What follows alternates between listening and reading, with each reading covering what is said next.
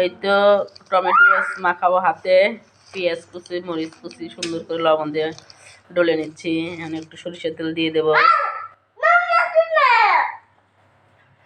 এই তো পরিমাণ মতো সরিষার তেল দিয়ে সুন্দর করে ডলে নেব। সরিষার তেল সরান। এই তো এটা খেতে যা ভালো লাগে দেখেন, একদম ডলে ডলে মাখাই নেব। যত মাখাবেন তত মজাদার। এরকম ভাবে কি কেউ মাখিয়ে খেয়েছেন জানাবেন, আর কার কার ভালো লাগে এভাবে খেতে তাও জানাবেন।